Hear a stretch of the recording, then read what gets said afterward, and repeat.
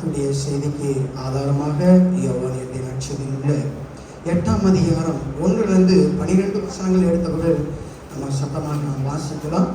யோவான் எழுதிய நற்செய்தியில் உள்ள 8ஆம் அதிகாரம் 1ஆம் வசனத்திலிருந்து 12ஆம் வசனம் வரை எடுத்தவர்கள். இயேசு ஒலிவமலைக்கு போனார். மறுநாள் காலையிலே தேவாலயத்திற்கு வந்தபோது ஜனங்கள் எல்லாரும் அவரிடத்தில் வந்தார்கள். அவர் உட்கார்ந்து அவர்களுக்கு உபதேசம் பண்ணினார். அப்பொழுது விபச்சாரத்திலே கண்டுபிடிக்கப்பட்ட ஒரு ஸ்திரியை வேத பாரகரும் பரிசேயரும் அவரிடத்தில் கொண்டு வந்து அவளை அவர்கள் நடுவே நிறுத்தி, போதகரே, இந்த ஸ்திரீ விபச்சாரத்தில் கையும் மெய்யுமாய் பிடிக்கப்பட்டால் இப்படிப்பட்டவர்களை கல்லெறிந்து கொள்ள வேண்டும் என்று மோசே நியாயப்பிரமாணத்தில் நமக்கு கட்டளையிட்டிருக்கிறாரே, நீர் என்ன சொல்கிறீர் என்றார்கள். அவர் மேல் குற்றம் சுமத்தும் வண்ணமாக காரணம் உண்டாகும் பொருட்டு அவரை சோதிக்கும்படி இப்படி சொன்னார்கள். இயேசுவோ குனிந்து விரலினால் தரையிலே எழுதினார். அவர்கள் ஓயாமல் அவரை கேட்டுக் கொண்டிருக்கையில் அவர் நிமிர்ந்து பார்த்து, உங்களில் பாவம் இல்லாதவன் இவள் மேல் முதலாவது கல்லெறிய கடவன் என்று சொல்லி அவர் மறுபடியும் குனிந்து தரையிலே எழுதினார். அவர்கள் அதை கேட்டு தங்கள் மனசாட்சியினால் கடிந்து கொள்ளப்பட்டு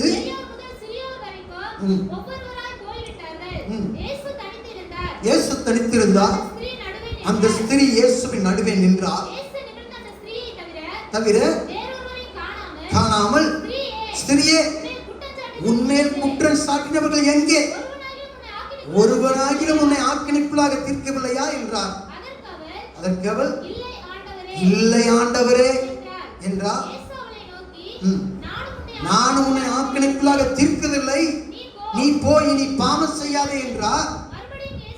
மறுபடியும் இயேசு ஜனங்களை நோக்கி, நான் உலகத்துக்கு ஒளியாக இருக்கிறேன், என்னை பின்பற்றுகிறவன் இருளை நடவாமல் ஜீவ ஒளியை அடைந்திருப்பான் என்றார். ஒரு அல்லையா சொல்லுங்க பார்க்கலாம். இந்த காலங்களில் உங்கள் மத்தியில் நான் பேச போகிறதான செய்தியுடைய தலைப்பு, உங்களை குற்றப்படுத்தினவர்கள் எங்கே? ஒரு ஆமென் சொல்லுங்க பார்க்கலாம். முதல் சொல்லுங்க பார்க்கலாம்.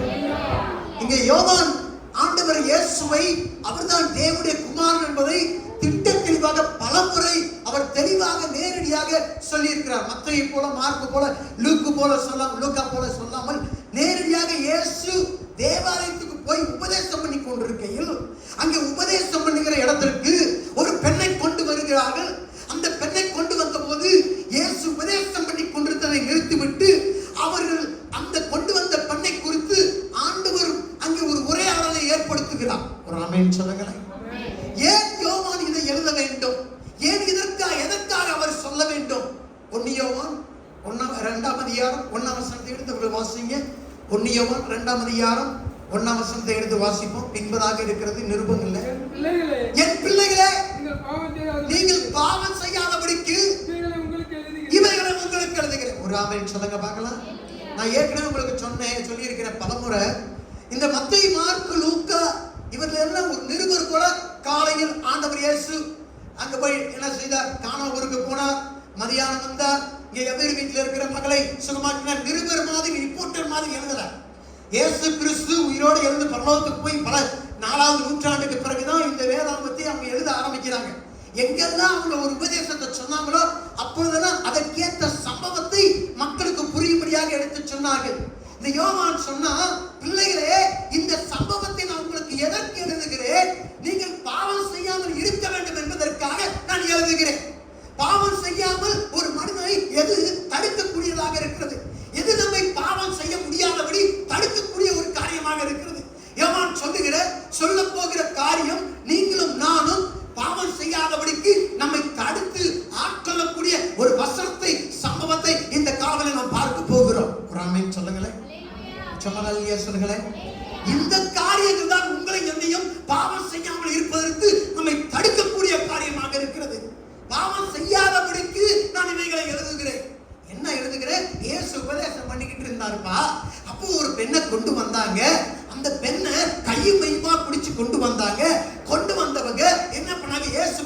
கேட்டாங்க, இயேசுவே நம்முடைய மோசேயுடைய நியாயப்பிரமாணத்திலே சட்டத்திலே இப்படி எழுதி இருக்கிறது, விபச்சாரத்திலே கையுமையுமாய் பிடிக்கப்பட்டவரை கல்லெறிந்து கொன்று சாகடிக்க வேண்டும். உம்முடைய வார்த்தை என்ன, நீர் என்ன சொல்லுகிறீர் என்பதை அங்கே எல்லாரும் சொன்னபோது ஆண்டவர் என்ன செய்தார் தெரியுமா? அவர்களுக்கு பதில் சொல்லாமல் கீழே தரையிலே உட்கார்ந்து எழுதிக் கொண்டிருந்தார் என்று சொல்லுகிறார். ஒரு ஆமென் சொல்லுங்களேன். சமதாலியா சொல்லுங்களேன். அப்படின்னா ஆண்டவர் இயேசு விபச்சாரிக்கு துணை போகிறவரா? இந்த விபச்சார பாவத்தை கண்டுகொள்ளாதவரா? பாவம் செய்கிறதை ஆண்டவர் எப்பொழுதுமே பொறுத்துக் கொள்ளாதவரா? ஆண்டவர் பாவம் செய்தால் செய்யட்டும் என்று விட்டு விடுகிறவரா? இந்த விபச்சாரிக்கு உதவுவதற்காக அவர் இந்த பரிசுத்தவான்களை புறக்கணிக்கிறவரா? மோசேயின் நியாயப்பிரமாணத்தை சீப்பு என்று உதறுகிறவரா? இல்லை, அங்கே அதைதான் சொல்லுகிறார். இனி பாவம் செய்யாமல் இருக்கும்படி நமக்கான வேண்டிய இடத்தை, நாம் இருக்க வேண்டிய இடத்திலே ஆண்டவர் இயேசு பிதாவாகிய தேவனால் வைக்கப்பட்டவர். இப்ப கீழே வாசிங்க, 1 யோவான்ல 1ஆம் வசனத்தை வாசிங்க பார்க்கலாம். 1 யோவான் 1ஆம் வசனத்தை வாசிங்க பார்க்கலாம். ஆதி முதல் 1 யோவான் 2ஆம் அதிகாரம் 1ஆம் வசனத்தை வாசிங்க. என் பிள்ளைகளே, பாவம் செய்யாதபடிக்கு இவைகள் உங்களுக்கு எழுதுகிறேன். ஒருவன் பாவம் செய்வானால் நீதிபரராய் இருக்கிற இயேசு கிறிஸ்து நமக்காக ஒரு அல்லேலூயா சொல்லுங்களேன். அல்லேலூயா சொல்லுங்களேன். இது நம்ம கேட்ட சத்தியங்களுக்கு அப்படியே புறம்பானதாக இருக்கிறது. ஒரு பாவம் செஞ்சா ஆண்டவர் தண்டிப்பார்ல வசனம் சொல்லுது. பாவம் செய்கிறவனுக்கு ஆண்டவர் எப்படி அங்க வந்து வாக்காடுகிறவராக இருப்பார்? எப்படி அவனுக்காக வேண்டுதல் செய்கிறவராக இருக்க முடியும்? அவர் சொல்லுகிறாரு, நீதிபரராய் இருக்கிறவர், பாவமே செய்யாதவர், உங்களுக்காக எனக்காக அவர் பிதாவண்டை பரிந்து பேசுகிறவராக இருக்கிறார். அப்படின்னு ஆண்டவர் என்ன சொல்றாரு? பாவியை அவர் நேசிக்கிறவர், பாவத்தை அவர் வெறுக்கிறவராக இருக்கிறார். ஒரு ஆமென் சொல்லுங்க பார்க்கலாம். அல்லேலூயா. அதாவது நம்ம இருக்க வேண்டிய இடத்துல இயேசுவை பிதா வைத்து விட்டு, நாம் பிதா இருக்கிற குமாரன் இருக்க வேண்டிய இடத்துல இயேசுவை, அதாவது பிதாவானவர் நம்மை வைத்து விட்டார். இந்த விபச்சாரியை, அந்த சம்பவத்தை குறித்து யோவான் சொல்லுகிறார், இயேசு இந்த உலகத்துல வந்து நம்மளுக்கு குற்றவாளி என்று தீர்ப்பதற்காக அல்லவா, அவர் நம்முடைய குற்றங்களிலிருந்து நமக்காக பிதாவை நோக்கி பரிந்து பேசுகிற வக்கீலாக பிதாவினால் அனுப்பப்பட்டவர் என்று சொல்லுகிறார். ஒரு ஆமென் சொல்லுங்களேன். சமதாலியா சொல்லுங்களேன்.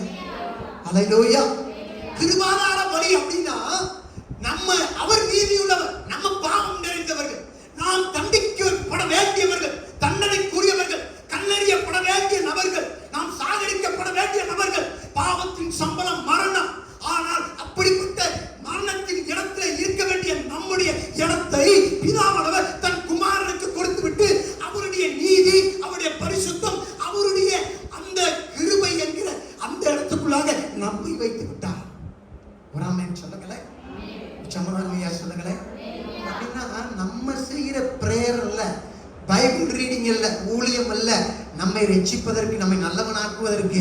அர்ச்சுரா, உன்னுடைய நீதி எல்லாம் அழுக்கான கந்தை என்று சொல்லப்பட்டிருக்கிறது. ஆண்டவர் இந்த இடத்துல ஒரு மனிதனை வைக்கிறார். நாம் தான் அங்க வைக்கப்பட வேண்டும், நம்முடைய பாவத்துக்கான இடத்து தண்டனை இடத்துல. ஆனால் நம்மை நீக்கிவிட்டு அவருடைய குமாரனாகிய அந்த நபரை அவர் நிறுத்துகிறார். அவர் பாவமே செய்யாதவர், பரிசுத்தமானவர், பரிசுத்த தேவன், நமக்காக அவர் பாவமானார் என்று சொல்லப்பட்டிருக்கிறது. ஒரு ஆமென் சொல்லுங்களேன். இப்ப கீழே வாசிங்க அந்த வசனத்துல, நம்முடைய பாவங்களை நிவர்த்தி செய்கிற கிருபாதார பலி அவரே. நம்முடைய பாவங்களை மாத்திரமல்ல, சர்வலோகத்தின் பாவங்களையும் நிவர்த்தி செய்கிற அவர். என்ன சொல்றாரு? ஏப்பா, இன்னைக்கு நீ செஞ்ச அந்த தப்பு மட்டும் இல்ல, நாளை கழிச்சு நீ செய்ய போறிய அந்த தப்புக்கு சேர்த்து தண்டனைய இயேசு கிறிஸ்து சிலுவையில உங்களுக்காக எனக்காக அவர் சிந்தி அவர் சுமந்து வீட்டு விட்ட தேவாதி தேவனாக இருக்கிறார். ஒரு ஆமென் சொல்லுங்களேன். உச்சமதாலியா சொல்லுங்களேன். ரோமர் 3:23 எல்லாரும் பாவம் செய்து ஏகமாய் கெட்டு போய்விட்டோம். தேவன் நியமித்த அளவுகோல் இருக்குல்ல, அந்த நீதி, அந்த பரிசுத்தம், அந்த நீதியின் அளவுகோலை நாம் எல்லாரும் கடந்து போனவர்களாக இருக்கிறோம். ஆண்டவர் சொல்றாரு, என்னுடைய இடையில நீங்க யாருமே ஜெயிக்க முடியாது, நிக்க முடியாது. எல்லாரும் ஏகமாய் பாவம் செய்து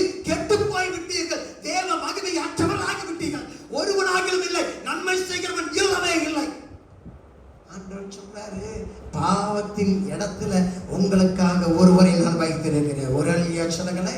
நாம் எல்லாரும் தவறினவர்கள், நாம் எல்லாரும் தோற்று போனவர்கள், நாம் எல்லாரும் தேவன் நிமித்த அந்த காரியத்திலே பாவம் செய்தவர்கள், தவறினவர்கள். பாவம் தான் நோய்க்கு காரணம், பாவம் தான் எல்லா பிரச்சனைகளுக்கு காரணம், பாவம் தான் எல்லா அநீதிகளுக்கு காரணம். யோசித்து பாருங்க, தேவனுடைய பிள்ளையா இருக்க வேண்டிய அவசியம் இல்லை. இந்த ஊர்ல யாருமே கெட்டது செய்யலைன்னா இந்த ஊர் எவ்வளவு நல்லா இருக்குன்னு யோசித்து பாருங்க. யாருமே கெட்டது செய்யக்கூடாது, நம்ம மட்டும் இல்ல, தேவனை ஏற்றுக்கொள்ளாத நபர்களும் இன்றைக்கு விரும்பக்கூடியவர்களாகத்தான் இருக்கிறார்கள். ஒரு ஆமென் சொல்லுங்களேன். உச்சமதாலியா சொல்லுங்களேன். யோவான் என்ன சொல்றாரு?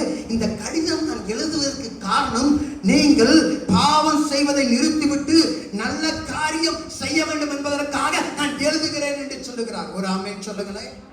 உச்சமதாலியா சொல்லுங்களேன்.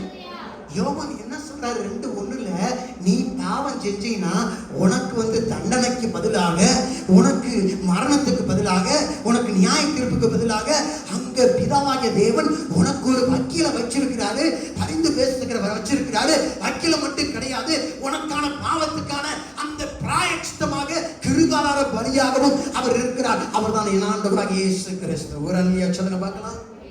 உச்சமதாலியா சொல்லுங்கள. இன்னைக்கு நம்ம எப்படி பிரசங்கம் பண்ணுகிறோம்? நீ நன்மை செஞ்சா பரலோகத்துக்கு போவ, தீமை செஞ்சா எங்க போவ? நரகத்துக்கு போவ.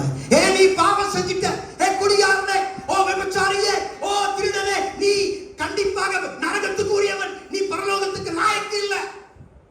ஆமென் சொல்லுங்க. ஆண்டவருடைய வசனம் அப்படியே மாறா சொல்லுது. என்ன சொல்றாரு? அது எனக்கு நம்பிக்கையை கொடுக்காது. என்னை பார்த்து யாராவது நீ திருட, நீ கெட்டவன், நீ மோசமானவன், நீ பரலோகத்துக்கு வர்றதுக்கு லாய்க்கு இல்லைன்னா நான் சர்ச்சுக்கு வர்றதுல பிரயோஜனமே இல்லை. அதுதான் அநேகரை சபைக்கு வருவதை நிறுத்தக்கூடியதாக இருக்கிறது. ஆனால் எது அநேகரை நம்பிக்கை கொடுக்கக்கூடியதாக இருக்கிறது? நீ எவ்வளவு தவறு செய்திருந்தாலும் உனக்கான ஒரு வக்கீல் இருக்கிறார், பிதாவுடைய வழக்காடுகள் இருக்கிறார், பரிந்து பேசுகிறவர் இருக்கிறார், உன்னை குற்றப்படுத்தாதவர் இருக்கிறார், அவர் கிருபாதார பலியாக இருக்கிறார் என்று சொல்லும்போது நான் செய்கிற பாவத்திலிருந்து அதுதான் என்னை தடுக்கக்கூடிய வல்லமையிலதாக இருக்கிறது. ஒரு ஆமென் சொல்லுங்களேன். அதுதான் எனக்கு நம்பிக்கை கொடுக்கக்கூடியதாக இருக்கிறது. நான் இன்றைக்கு மாத்திரமல்ல, நான் எப்பொழுது விழுந்தாலும் என்னை எப்பொழுதும் தூக்கி கொள்ளுகிற ஒருவர் இருக்கிறார். அவர் தான் எனக்காக வழக்காடுகிற தேவனாகி இருக்கிறார். ஒரு அல்லையா சொல்லுங்களேன். உச்சமதாலியா சொல்லுங்களேன். அப்படி என்றால் பாவத்தின் தண்டனை இருக்கிறது என்றால் நாம் பாவம் செய்கிறதை நான் நிறுத்துவேன் என்று நம்ம சொல்ல முடியாது. தண்டனை இருக்கா, தண்டனை இருக்குன்னு போட்டியா அப்படின்னு. ஆனால் அந்த தண்டனையை ஒருவர் எடுத்துக்கொண்டு விட்டார், நீ சுமக்க தேவையில்லை என்று சொல்லும் போது அந்த தண்டனைக்கான ஒருவர் கூட இருக்கிறார். அவர் தான் என் ஆண்டவர் இயேசு என்று சொல்லும் போது, அப்படியானால் அவரை நான் உள்ளத்தில் ஏற்றுக்கொள்கிறேன் என்று சொல்லி அவருடைய வழியிலே நடப்பதற்கு எனக்கு ஒரு நம்பிக்கை அதுதான் தரக்கூடியதாக இருக்கிறது. ஒரு அல்லையா சொல்லுங்க பார்க்கலாம். அல்லேலூயா. இங்க யோவான் சொல்றாரு, நீ பாவம் செய்வதை தடுக்கக்கூடிய காரியம், நீ தவறு செய்கிறதிலிருந்து உன்னை தடுக்கக்கூடிய காரியம் அந்த நீதிபரன் உனக்காக இருக்கிறார். அவர் பாவமே செய்யாதவர் இருக்கிறார், உனக்காக பரிந்து பேசக்கூடியவர் இருக்கிறார். இங்க பாவங்களை நிவர்த்தி செய்யக்கூடிய கிருபாதார பலி இருக்கிறார். 2 வசனத்தை வாசிங்க. 1 யோவான் 2ஆம் அதிகாரம் 2 வசனத்தை வாசிக்க பார்க்கலாம். அப்படின்னா கிருபாதார பலினா இயேசு கிறிஸ்து நம்முடைய இடத்தை, நம்முடைய தண்டனையை அவர் எடுத்துக்கொண்டவராக இருக்கிறார். இயேசு கிறிஸ்து உங்கள் தண்டனையை எடுத்துக்கொண்டு விட்டார், உங்கள் பாவங்களை எடுத்துக்கொண்டு விட்டார் என்றால் உங்களுக்கு எப்படி இருக்கு யோசித்து பாருங்க. என் தண்டனை நான் சுமக்க தேவையில்லை, என் பாவத்தை நான் சுமக்க முடியாது. ஏன்னா என்னக்கான ஒரு பலியை நான் தேவன் எதிர்பார்க்கிற பலியை நான் கொடுக்க முடியாது. அந்த நல்ல பலியை ஆண்டவராக இயேசு மாத்திரமே கொடுக்க முடியும். ஒரு அல்லையா சொல்லுங்கள. பாவமே செய்யாதவர் தாங்க பாவம் செய்தவனுக்கான தண்டனையை எடுத்துக்கொள்ள முடியும். இந்த உலகத்துல எல்லாரும் பாவம் செய்தவர்கள் யாருமே எடுத்துக்கொள்ள முடியாது. அதனாலதான் அந்த இடத்தை, நமக்கான இடத்தை அவர் எடுத்துக்கொண்டு விட்ட தேவாதி தேவனாக இருக்கிறார். ஒரு அல்லையா சொல்லுங்களேன். அவர் உங்கள் தண்டனை எடுத்துக்கொண்டு விட்டார், பாவங்களை எடுத்துக்கொண்டு விட்டார், உங்கள் நோய்களை எடுத்துக்கொண்டு விட்டார், உங்கள் சாபங்களை எடுத்துக்கொண்டு விட்டார். எல்லாரும் பாவம் செய்தவர்களாக இருந்த போதிலும் நான் பாவத்துக்காக மரிக்கப்பட வேண்டும். பாவத்தை மாற்ற ஒரே ஒரு வழிதான் இருக்கிறது. பாவத்தின் இடத்துல ஒரு நபரை நாம் நியமித்து விட வேண்டும். பாவமே இல்லாத ஒரு நபரை நாம் வைப்பதுதான் ஒரே ஒரு வழியாக தீர்வாக இருக்கிறது. அவர்தான் ஆண்டவராக இயேசுவாக இருக்கிறார். ஒரு அல்லையா சொல்லுங்களேன். உச்சமதான் அல்லையா சொல்லுங்களேன். இயேசு உன் இடத்தை எடுத்துக்கொண்டு விட்டார். பக்கத்துல போய் சொல்லுங்க, உங்க இடத்தை இயேசு எடுத்துக்கொண்டு விட்டார். ஒரு அல்லையா சொல்லுங்களேன். இயேசு உங்களுக்காக எனக்காக பாவமாகி விட்டார். ஒரு அல்லேலூயா சொல்லுங்களேன். உங்க தண்டனை அவர் எடுத்துக்கொண்டு விட்டார். அப்படி என்றால் அவருடைய மன்னிப்பை நீங்கள் ஏற்றுக்கொள்ள வேண்டும். அவர் உங்களை ஏற்றுக்கொள்வதை நீங்கள் அங்கீகரிக்க வேண்டும். அவருக்குள்ளாக வாழ்வதிலே உங்களை ஒப்புக் கொடுக்க வேண்டும். அதைத்தான் நீங்கள் நானும் செய்ய வேண்டும். இயேசு என் தண்டனை எடுத்துக்கொண்டு விட்டார். நான் கேட்க வேண்டியதெல்லாம் அவருடைய மன்னிப்பு, அவருடைய ரட்சிப்பு, அவருடைய நீதி, அவருடைய பரிசுத்தத்தை நான் எடுத்துக்கொள்ள வேண்டிய நபராக இருக்கிறேன். ஒரு அல்லேலூயா சொல்லுங்களேன். அல்லேலூயா. ஆமா, பிதா யாரெல்லாம் குமாரன் விசுவாசம் வைத்து பிதாவினை ஏற்றுக்கொள்ளுகிறவர்களாக இருக்கிறார்களோ அவர்கள் அத்தனை பேர்களும் தம்முடைய பிள்ளைகளாகும்படிக்கு அவர் உரிமையை கொடுத்த நபராக இருக்கிறார். ஒரு அல்லேலூயா சொல்லுங்களேன். அல்லேலூயா. ஆமா, இயேசுவின் ரத்தத்தினாலதான் நீங்கள் நானும் நீதிமானாக்கப்பட முடியும். நம்ம ஜெபிக்கிறதுனாலயோ, வேத வாசிக்கிறதுனாலயோ, பரிசுத்தமா இருக்கிறதுனாலயோ, வெள்ளச்சட்டையை போடுறதுனாலயோ, ஆலயத்துக்கு போறதுனாலயோ, எதையோ செய்யறதுனாலயோ, தான தர்மங்களை செய்யறதுனால நாம் புனிதராக மாறுவது இல்லை. ஒரு ஆமென் சொல்லுங்களேன். இதைத்தான் ஆண்டவர் சொல்றாரு. இங்க யோவான் எழுதிய நற்செய்தி நூல்ல நீங்கள் பாவம் செய்யாமல் இருக்க ஒன்று தடுக்குமானால் உங்கள் நீதி அல்ல, இயேசு உங்களுக்காக செய்த நீதியாக இருக்கிறது. ஒரு அல்லேலூயா சொல்லுங்களேன். அல்லேலூயா. வேதாகமம் பைபிள் இதைத்தான் சொல்லுகிறது. உங்களை பாவம் செய்திருந்து இதுதான் தடுக்கிறது. இயேசு கிறிஸ்து உங்களுக்காக பரிந்து பேசிக்கிட்டே இருப்பார். மார்ட்டின் லூத்தர் என்கிற ஒரு நீதிமான், ஒரு தேவனுடைய மனுஷன், ஒவ்வொரு நாள் ராத்திரில ஜெபிக்கும் போது ஒரு பெரிய லிஸ்ட பிசாசு கண்ணு முன்னாடி கொண்டு வருவான். கண்டு வந்தோடனே நீ காலைல இங்க போய் சொன்ன, இதை திருடு, அடுத்தவனுக்கு இந்த மாறா சொன்ன, இந்த தீங்க செய்த, அதை செய்த, இதை செய்த சொன்ன உடனே கீழே அவர் ஒரு ரெட்டிங்க எடுத்துக்கிட்டே இருந்து வரான். இயேசு கிறிஸ்துவின் ரத்தம் சகல பாவங்களை நீக்கி என்னை சுத்திகரிக்கும் என்று 1 யோவான் 1:7 குறிப்பிட்டு சொல்லுவான். ஒரு அல்லேலூயா சொல்லுங்களேன். உச்சமதாலியே சொல்லுங்களேன். நீங்களும் நானும் தண்டிக்கப்பட வேண்டியவர்கள் உண்மைதான். நாம் கல்லறியப்பட வேண்டியவர்கள் உண்மைதான். நாம் செய்தது மிகப்பெரிய பாவம் தான். அது மன்னிக்கப்பட முடியாததுதான். தேவனுடைய பார்வையில் குற்றமானதுதான். ஆனால் அதை விட குற்றமானது என்ன தெரியுமா? நீங்களும் நானும் அந்த ரட்சிப்பை, ஆண்டவர் கொடுத்த மீட்பை ஏற்றுக்கொள்ளாமல் நாம வாழ்ந்து கொண்டிருக்கிறோமே, அதுதான் மிகப்பெரிய குற்றமாக இருக்கிறது. ஒரு அல்லேலூயா சொல்லுங்களேன். உச்சமதாலியே சொல்லுங்களேன். ஆமா, பாவம் செய்திருந்து தடுக்க முடியாத ஒரு காரியம் என்ன தெரியுமா? நம்ம மற்றவர்களை குற்றப்படுத்தக்கூடிய ஒரு காரியம். இப்ப இயேசு சொல்றாரு, அந்த பொம்பளையை கொண்டு வந்தாங்கப்பா. அந்த கொண்டு வந்த உடனே கொண்டு வந்தவங்க எல்லாரும் இயேசு கிட்ட கொண்டு வந்து எப்படி கொண்டு வந்தாங்க? இயேசு கிட்ட குற்றத்தை கண்டுபிடிக்கணும். முதலாவது இந்த பெண்ணுகிட்ட குற்றத்தை கண்டுபிடிச்சிட்டாங்க. இரண்டாவது படைத்து அந்த தேவனுடைய குற்றத்தை கண்டுபிடிக்க வேண்டும். படைக்கப்பட்ட நபரை குற்றம் சாட்டினார்கள். இயேசுவே, இவள் ஒரு குற்றவாளி, இவள் ஒரு விபச்சாரி, இவள் விபச்சாரம் செய்தார், இவளுக்கு மோசே இந்த கட்டளை கொடுத்திருக்கார், நீ என்ன செய்கிறீர்? ஒரு அல்லேலூயா சொல்லுங்களேன். உச்சமதாலியே சொல்லுங்களேன். நல்லா கவனிங்க. ஆண்டவர் இயேசு அதை எல்லாம் அப்படி சுத்தி குத்தி பார்த்தாரு.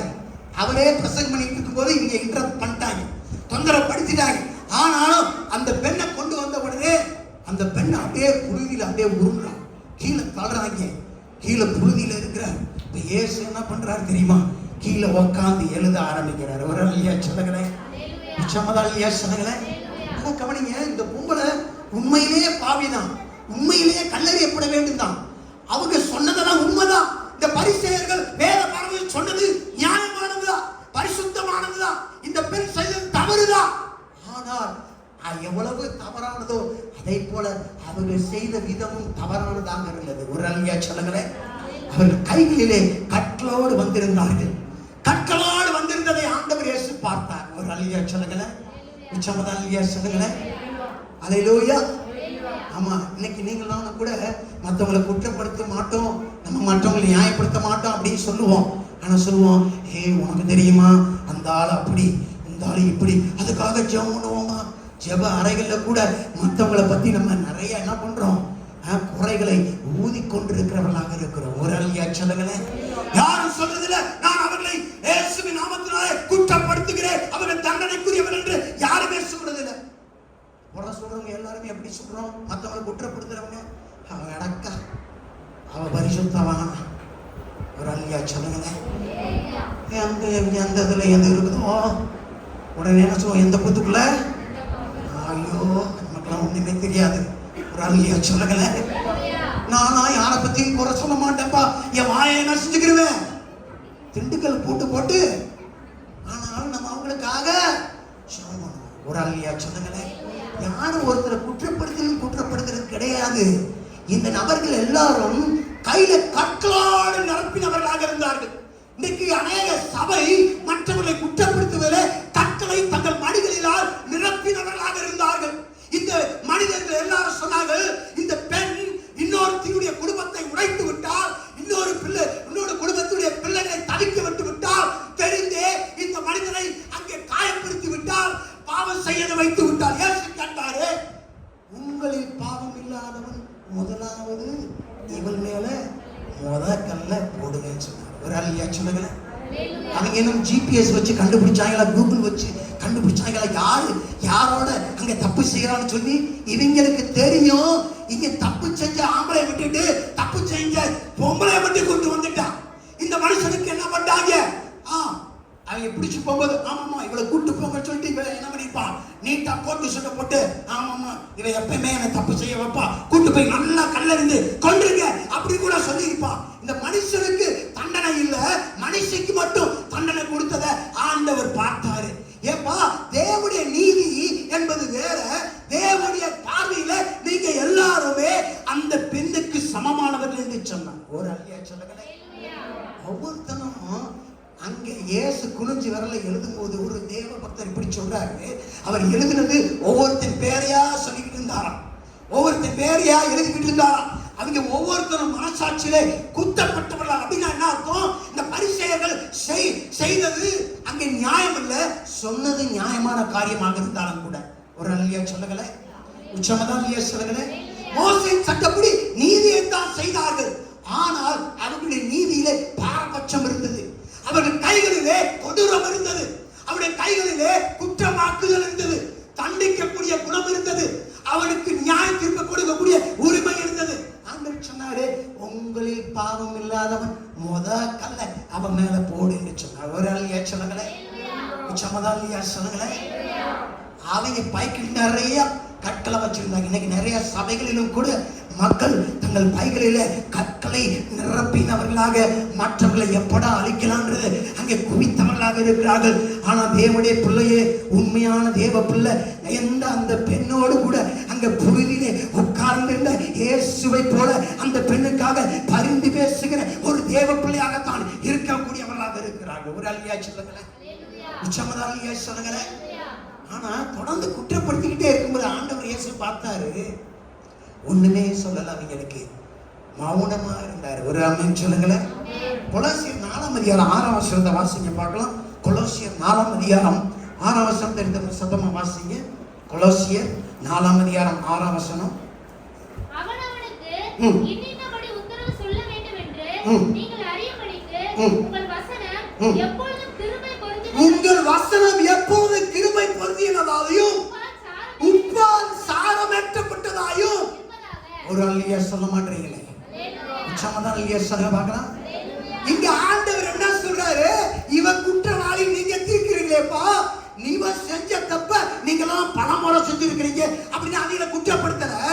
உங்களில் குற்றம் இல்லாதவன் இவள் மேல் முதலாவது என்ன செய்ய. இவங்கெல்லாம் நின்றுகிட்டு இருந்தாங்க. ஆனா இயேசு இவளோட கீழே தாழ்மையில புழுதியில அவளோடு சேர்ந்து இயேசுவை உட்கார்ந்து புழுதியில தன் கையை வைத்தவராக இருந்தார். அந்த பெண்ணோடு கூட உட்கார்ந்து இருந்தவராக இருந்தார். ஆனால் பாவமே இல்லாத இயேசு புழுதியிலே அந்த நபருக்காக பரிந்து பேசிக் கொண்டிருந்தார். எந்த மனிதர்கள் எல்லாம் அவர்கள் மேல கைகளில கற்களை வைத்து அவளை குற்றப்படுத்தி சாகடிக்கும்படியாக எத்தனைத்துக் கொண்டிருந்தார்களோ, நியாயபதியாக இயேசு பிதாவுடைய அந்த நியாயஸ்தானத்தில் இவர்கள் உட்கார்ந்து மற்றவர்களை குற்றப்படுத்தி கொண்டிருந்தார்களோ, அந்த இடத்துல இயேசு நிற்கவில்லை. இயேசு அவர்கள் செய்கிறது சரியான காரியமாக இருந்தாலும் அந்த நோக்கம் சரியில்லை என்பதை ஆண்டவர் அறிந்தவராக இருந்தார். ஒரு அல்லையா சொல்லுங்களேன், உச்சமதான் இல்லையா சொல்லுங்களேன். சபை அங்கே பாவிகளை நிராகரிக்கிறதாக இருக்கக்கூடாது. கிறிஸ்தவம் என்பது ஒரு மதத்திலே இருக்கக்கூடிய காரியம், கற்களை பொறுக்கக்கூடியதாக இருக்கிறது. ஆனா தேவனோடு உள்ள உறவு என்பது கற்களை அல்ல, புழுதியிலே நம்மை உட்கார வைக்கக்கூடிய ஒரு காரியமாக மாற்றுகிறது. ஒரு அல்லையா சொல்லுங்களேன். பரிசுத்தமான தேவன் பாவியான அந்த பெண்ணை இப்படிப்பட்ட பெண்ணுக்காக வழக்காடுகிறார். இன்னொருத்தருடைய குடும்பத்தை கெடுத்தவள், இன்னொருத்தருடைய அந்த பிள்ளைகளை பரிதவிக்கப்பட்டு வைத்தவள், அப்படிப்பட்ட பாவிக்காக இயேசு அங்கே பரிந்து பேசக்கூடியவராக இருக்கிறார். இருக்கிறார். அப்படின்னா ஆண்டவர் என்ன சொல்றாரு, நீங்க எல்லாரும் இந்த விபச்சாரி போல எல்லாரும் தேவ மகிமை இழந்தவர்களாகத்தாங்கப்பா இருக்கீங்க. அப்படிதான் அவருடைய பார்வையில. ஒரு அல்லையா சொல்லுங்களேன், சம்மதாலியா சொல்லுங்களேன். ஆனா நான் உங்களுக்காக பரிந்து பேசுகிறவராக இருக்கிறேன். ஒரு அல்லையா சொல்லுங்களேன், சம்மதாலியா சொல்லுங்களேன். நம்ம இயேசு கிறிஸ்து அங்கே பேசவில்லை, தாமதமானா இருந்தார். பேசுகிறதுக்கு தாமதித்தார், பேசுகிறதில் கவனம் உள்ளவராய் இருந்தார். சில நேரத்தில் ஆண்டவர் பேச மாட்டார், ஏனென்றால் அவர் அமைதியாக இருக்கிறார் என்றால் அங்கே நீங்களும் நானும் சில காரியங்களை செய்ய வேண்டும் என்பதற்காக அவர் அமைதியான தேவனாக இருக்கிறார். ஒரு அல்லையா சொல்லுங்களேன். அவங்களை தொடர்ந்து அனுப்பிக்கிட்டே இருந்தாங்க, உலட்டிக்கிட்டே இருந்தாங்க, டிஸ்டர்ப் பண்ணிக்கிட்டே இருந்தாங்க. They constantly disturb Jesus Christ, shaking Jesus Christ. What you are going to tell me? ஆண்டவரே நீங்க என்ன சொல்றீங்க? மோசே சொல்லிட்டாரு, நீ யூதன், நீ மோசேயுடைய பிரமாணங்களை கடைபிடிக்கிற யூதன் தானே. எல்லாம் கேட்டார்கள், தேவாலயத்தில் பிரச்சனை பண்ணுகிறீர், ஆனா மோசேயுடைய சட்டம் இப்படி சொல்லுது, நீர் என்னப்பா சொல்லுகிறீர்? எங்க கையில இருக்கிற கல்ல நாங்க ஏறிய போறோம், உங்களுக்கு வேணும்னா எங்க கல்ல கொஞ்சம் ஷேர் பண்றோம் அப்படின்னு சொல்லி நின்றுட்டு இருந்தாங்க. ஆனா இயேசு அவைகளை கண்டுக்கவே இல்லை. கீழே அவர் ஒரே ஒரு கேள்வி கேட்டார், உங்களில் தவறு செய்யாதவன் முதலாவது கல்லவன் மேல ஏறின்னு சொல்லிட்டு திருப்பி தங்கையை எடுத்து புழுதியில அவர் போட ஆரம்பித்தார். ஒரு அல்லையா சொல்லுங்களேன், உச்சமதாலியா சொல்லுங்களேன், உச்சமதாலியா சொல்லுங்களேன். ஆமா, அந்த விபச்சாரிக்கு அருகிலே புழுதியிலே ஆண்டவர் உட்கார்ந்தவராக மாறினார். நல்லா கவனிக்கணும், ஆண்டவர் நம்முடைய எண்ணங்களை அவர் ஆராய்ந்து அறிகிறவராக இருக்கிறார். இயேசு கேட்கிறாரு, இப்போ அவர் ஒண்ணுமே சொல்லல, ஒவ்வொருத்தனா டப்பு டப்புன்னு கல்ல கீழே போட்டுட்டு போயிட்டான்.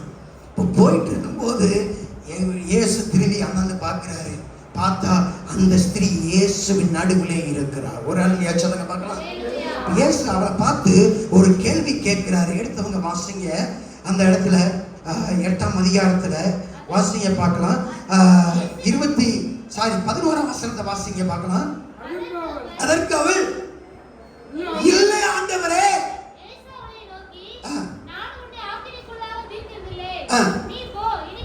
இப்ப நல்லா கவனிங்க, இந்த பெண் இயேசுவை ஆண்டவரே என்று அழைக்க ஆரம்பித்தார். இயேசுவை விசுவாசிக்கிற ஒரு விசுவாசியாக மாறினார். ஒரு விபச்சாரி கண்ணி வெட்டி நேரத்துல இயேசுவை விசுவாசித்து விசுவாசத்திலே கிரியை செய்து ஆண்டவரே என்று இயேசுவை கூப்பிடக்கூடியவளாக மாறினார். கொஞ்ச நேரத்துக்கு முன்னாடி தான் தப்பு செஞ்சுக்கிட்டு இருந்தவ, இயேசுவை விசுவாசிக்காதவ, இயேசுவை யாருனே தெரியாதவ, அவங்களை தரதரன் இழுத்துட்டு கொண்டு வரும்போது அவன் நினைச்சா, இந்த நாளை நான் இனி ஒரு காலம் பார்க்க மாட்டேன், இதுதான் என் வாழ்க்கையில் கடைசி நாள் என்று அவள் புழுதியிலே புழுதியாக அவள் எல்லாரும் அவளை திட்டி இருப்பார்கள், அடித்து இருப்பார்கள், உதைத்து இருப்பார்கள், அவள் மேல் காரி துப்பி இருப்பார்கள். எதையெல்லாம் அவள் அனுபவித்தாரோ அந்த புழுதியின் மத்தியிலே அவள் நினைக்க கூட பார்க்கவில்லை, இவங்க எல்லாம் இயேசுவண்டை அவளை கொண்டு வருவார்கள் நினைச்சது. ஒரு அல்லையா சொல்லுங்களேன், சமதாலியா சொல்லுங்களேன். எத்தனையோ விபச்சார பெண்ணுக்கு அங்கே கல்லெறிப்பட்டதை இவள் பார்த்திருக்கிறார். எத்தனையோ விபச்சாரிகள் அங்கே மரித்து போன நிலவில இருந்தபோது இந்த ஒரு விபச்சாரி மாத்திரம் அன்று மரிக்கவில்லை. காரணம் என்ன தெரியுமா? அவரை இயேசுவிடம் அவர்கள் கொண்டு வந்த போது இயேசு கேட்ட ஒரே ஒரு கேள்வி அவனுடைய உள்ளத்தையே மாற்றி விட்டது. ஒரு அல்லையா சொல்லுங்களேன். விபச்சாரியை மட்டும் ஆண்டவர் மாற்றும்படியாக விரும்பவில்லை. எத்தனை பேர் இந்த காலவல்ல கற்களை வைத்தவர்களாக இருக்கிறீர்களோ அவர்களையும் கூட என் ஆண்டவர் அந்த கற்களை நீங்கள் கீழே போட்டு விடுவீர்கள். ஆனால் என் தேவனாய கர்த்தர் சொல்கிறார், என் தேவன் குற்றப்படுத்தவர்கள் பட்சத்தில் அல்ல, அவருக்காக பரிந்து பேசுவதில் இருக்கிறேன் என்று சொல்கிற வல்லமையுள்ள தேவனாக இருக்கிறார். ஒரு அல்லையா சொல்லுங்களேன். நாம் இந்த காவலை குற்றப்படுத்துகிற அந்த பரிசைகளை போய் இருப்போமானா நம்முடைய கற்களை கீழே போடும்போது ஆண்டவருடைய கிருபையை எடுத்துக்கொள்ளும் போது தேவனாகிய கர்த்தர் அவர் செய்ததை போலவே நீங்களும் நானும் அநேகரை தேடி அவர்களுக்கு காயங்களுக்கு மருந்து போடுவதாக ஆண்டவரை மாற்றக்கூடியவராக இருக்கிறார். ஒரு அல்லையா சொல்லுங்களேன். அந்த கிருபாதார பலி இல்லைன்னா அன்னைக்கு அவர் செத்து போயிருப்பார். அன்னைக்கு இயேசுவை மட்டும் கொண்டு வரலன்னா செத்து போயிருப்பார். ஆனா தேவனாகிய இயேசு சொன்னாரு, ஏம்மா உன்னை கல்லெறிந்தவர்கள் எங்கே என்று கேட்டார். ஒரு அல்லையா சொல்லுங்களேன். உன்னை குற்றப்படுத்தியவர்கள் எங்கே? உன்னை குற்றப்படுத்தியவர்கள் எங்கே? உன்னை அழைக்க துடித்தவர்கள் எங்கே? உன்னை அங்கே கல்லெறிய முடியாத கற்களோடு உன்னை துரத்து கொண்டு வந்தவர்கள் எங்கே? ஒரு அல்லையா சொல்லுங்களேன். காலவல்ல ஆண்டவராகிய தேவன் அந்த பெண்ணுக்கு மாத்திரமல்ல, இந்த காலவல்ல உங்களுக்கும் எனக்கும் அவர் கிருபையை கொடுக்க முடியாமலே இறங்கி வந்த தேவனாக இருக்கிறார். ஒரு அல்லையா சொல்லுங்களேன். அவர் உங்களுக்காக பிதாவுடைய வழக்காடுகிற தேவனாக இருக்கிறார். உங்களை குற்றப்படுத்துகிறவர் அல்ல, உங்களை நியாயம் தீர்க்கிறவர் அல்ல, உங்களை நரகத்துக்கு அனுப்பும்படியாக அல்ல. உங்களை நரகத்துக்கு அனுப்புவேன் என்று சொன்னா நீங்களாலும் பரலோகம் இங்க வந்து ஆராதிக்க வேண்டிய அவசியமே இல்லை, அவரை நம்ப வேண்டிய அவசியமே இல்லை. அவருக்கு அன்றைக்கு இயேசு சொல்லியிருப்பாரு இப்படி வச்சுக்கோங்க, அவங்கெல்லாம் ஆமாப்பா மோசே சொல்லியிருக்காரு கல்லறிங்க, அப்படி கல்லறிந்திருந்தா அவ இயேசுவ ஆண்டவரே என்று கூப்பிட்டு இருக்க மாட்டான். இயேசு அவளை பார்த்து நீ பாவம் செய்யாத போயிட்டு சொல்லி இருக்க முடியாது. ஆனால் இயேசு அங்கே நியாயாதிபதியாக இருந்த போதிலும் அவருக்காக பரிந்து பேசுகிறவராக மாறினார். ஒரு அல்லையா சொல்லுங்களே, சமதாலியா சொல்லுங்களே. இயேசு இவங்க நின்ன பொசிஷனும் அப்படிதான் இருந்துச்சு. இவர்கள் அவர்களை குற்றப்படுத்துவதாக நின்று கண்களை வாங்கி கொண்டிருந்தார்கள். இயேசுவோ அவர் இருந்த பொசிஷன் எப்படி இருந்துச்சு, அந்த பெண் எப்படி புழுதியோடு புழுதியாக இருந்தாலும் அதே போல இயேசு கீழே புழுதியில உட்கார்ந்து அவர் எழுதி கொண்டே இருந்தார். அந்த பெண்ணுக்கு அருகிலே உட்கார்ந்து எழுதி கொண்டே இருந்தார். எதை எழுதினார் என்று தெரியவில்லை.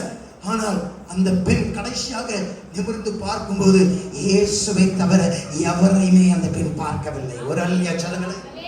உங்களை குற்றப்படுத்தினவர்கள் எங்கேயும் நீங்கள் தேடி காண முடியாதபடி என் ஆண்டவர் இயேசுவோடு நீங்கள் இருக்க வேண்டும் என்பதற்காகத்தான் என் ஆண்டவர் இந்த காலவரை உங்களை அவருடைய பிரசன்னத்துக்கு நேராக அழைத்து வந்த வல்லமையில தேவனாக இருக்கிறார்.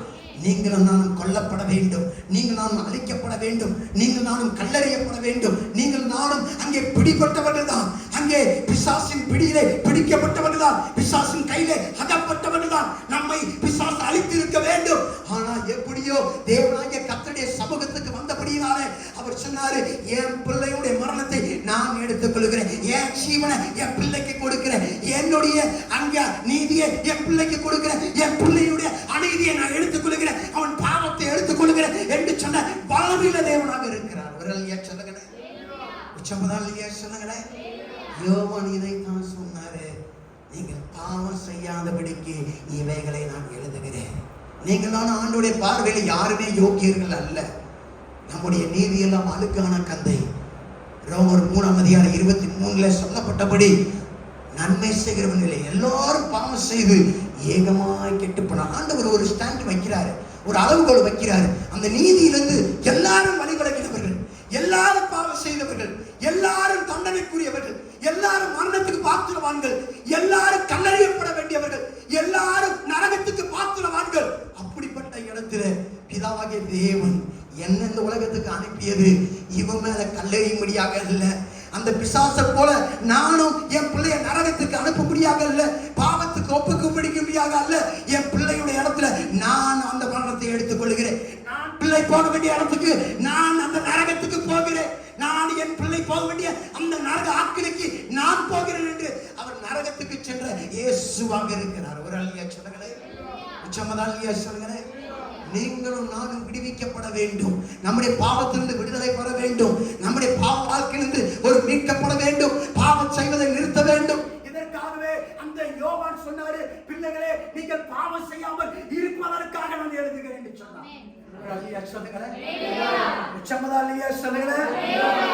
கவனிங்க, தேவனுடைய பிள்ளையே ஆண்டவர் 2 கேள்வியை கேட்டாரு. ஒன்னு, உங்களில் பாவம் இல்லாதவர் யார் என்று சொல்லி கேள்வி கேட்டார். இன்னொன்று, இவளண்டை சொல்லி கேட்டாரு, உன்னை குற்றம் தீர்த்தவர்கள் எங்கே என்று சொல்லி கேட்டார். ஒரு ஆளியை சொல்லுங்களேன். ஆண்டவர் இங்க கல்லை எரிகிற அந்த குற்றவாளிகளுக்கும் ஒரு வாய்ப்பை கொடுத்திருந்தார். ஏன் ஆண்டவரிடம் அவர்கள் சொல்லி இருந்திருப்பார்கள், ஆண்டவர் அவர்களுக்கும் மீட்பை கொடுத்திருப்பார். ஆண்டவரே நான் பாவம் செய்து விட்டு என்னை வழிபட்டு கேட்டிருந்திருப்பார்கள், கண்டிப்பாக அவர்களையும் ஆண்டவர் சொல்லியிருப்பார், நீங்கள் பாவம் செய்யாதீர்கள் போங்கள் என்று சொல்லியிருப்பார். ஆனால் அந்த ஒரே ஒரு பெண் மாத்திரம்தான் அங்கே நான் பாவம் செய்து விட்டேன் என்று பாவத்தை ஒத்துக்கொண்டவளாக இயேசு மண்டை வந்தவளாக இருந்தார். எல்லாரும் கல்லை போட்டார்கள், எவருமே பாவத்தை ஒத்துக்கொள்ளவில்லை. அவர்கள் எல்லாம் சொன்னார்கள், மன சாட்சியில குத்தப்பட்டவர்களாக கற்களை கீழே போட்டார்கள். ஆனால் தங்களுடைய மன கர்வத்தை அவர்கள் விட்டுக் கொடுக்கவில்லை, பாவத்தை விட்டு விடவில்லை. அவர்கள் தொடர்ந்து பாவத்துக்கு பின்பதாக ஓடினவர்களாக மாறினார்கள். ஒரு அல்லையா சொல்லுங்களேன். இயேசு பார்த்தாரு, இவங்க பாவத்தினால் குத்தப்படுகிறாங்க, ஆனா உண்மையாக மனம் திரும்பவில்லையே. ஆண்டவர் இயேசு அந்த பெண்ணுக்கு மாத்திரமல்ல, இத்தனை கூட்டத்துக்கு மீட்பை கொடுத்திருக்க வேண்டும், கொடுத்திருக்க கூடும். ஆனால் எவருமே பாவத்தை ஒத்துக்கொள்ளவில்லை. ஒரு அல்லையா சொல்லுங்களேன், சொல்லுங்களேன். அன்றைக்கு இந்த காவல்ல கற்களை தங்கள் பைகளிலே போட்டுக் கொண்டிருக்கிற அநேக பரிசுத்தவான்கள் மத்தியிலே நான் பிரசங்கிக்கிற பிரசங்கியாராக நான் இருக்க விரும்பவில்லை. அந்த பாவியோடு, அந்த விபச்சாரியோடு, அந்த புழுதியில உட்கார்ந்து அப்படிப்பட்டதான ஊழியத்தை செய்த இயேசுவோடு புழுதியிலே உட்காரக்கூடிய மக்கள் நிறைந்த மக்களுக்கு நான் ஊழியக்காரனாக இந்த காலத்தில் இருக்க விரும்புகிறேன். ஒரு அல்லையா சொல்லுங்க. தன்னை நீதிமான் என்று சொல்லுகிறவன் அங்கே நீதிமான் அல்ல. நாம் எந்த அளவுக்கு இயேசுவை நெருங்குகிறோமோ அந்த அளவுக்கு தேவன் நம்முடைய குறைகளை வெளிப்படுத்துகிறவர் என்கிற வில்லியம் பூத் என்கிற சால்வேஷன் ஆர்மியுடைய தலைவர் இப்படியாக சொல்லி இருக்கிறார். ஒரு அல்லையா சொல்லுகிறேன்.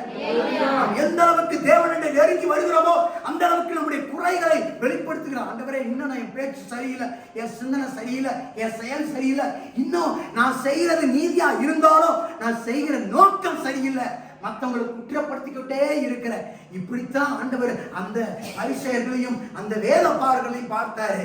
முதல்ல என்னை குற்றப்படுத்த பார்த்த, இவளை குற்றமே படுத்திட்ட அப்படின்னா ஆண்டவர் என்ன பார்த்தாரு? பிதாவுடைய படைப்பை குற்றப்படுத்தின, பிதாவையே குற்றப்படுத்துறியா அப்படின்னா ஆண்டவர் நம்முடைய எண்ணங்களை அவர் ஆராய்ந்து அறிகிற தேவனாக இருக்கிறார். ஒரு அல்லையா சொல்லுங்களேன். அல்லேலூயா. இங்க குற்றப்படுத்துகிறவர் அப்படின்னா ஆங்கிலத்தில் அக்யூசர். அக்யூசர் என்றால் ஒருவனுக்கு தண்டனையை ஒப்புக் கொடுக்கும்படியான அதிகாரத்தை கையில வைத்திருப்பவர். ஆனால் இன்னொரு இடத்துல அட்வொகேட் என்று சொன்னால் அந்த பரிந்து பேசுகிறவர், ஆறுதல் அளிக்கிறவர், அவர் சார்பாக நிற்கிறவர், அவரை பாதுகாப்பவர், அவருக்காக ஓடி தன்னுடைய கேஸை வழக்காடுகிறவர். இல்லை, அவனுக்காக நான் இருக்கிறேன் என்று சொல்லுகிறவர். ஒரு அல்லையா சொல்லுங்களேன். அவன் நாம் தேவனாகிய கர்த்தர் நமக்கான கிருபையை அவர் கொடுக்கிறதிலே வல்லமையுள்ள தேவனாக இருக்கிறார். நமக்கு உண்மையில யோசித்து பாருங்க. இன்னைக்கு நீங்க தப்பு செய்யறீங்க, போய் சொல்றீங்க, உடனே நீங்க செத்து போயிட்டா ஆண்டவரை ஆராதிக்க வர முடியுமா? யோசித்து பாருங்க. தேவனாகிய கர்த்தர் அவர் சொல்றாரு, ஒவ்வொரு முறை நாம் தவறு செய்யும் போது பிதா நம்மை அழிக்க அவர் கோபத்தோடு வரும்போதெல்லாம் இயேசு கிறிஸ்து நமக்கு முன்பதாக, அவருக்கு முன்பதாக நிற்பாராம்.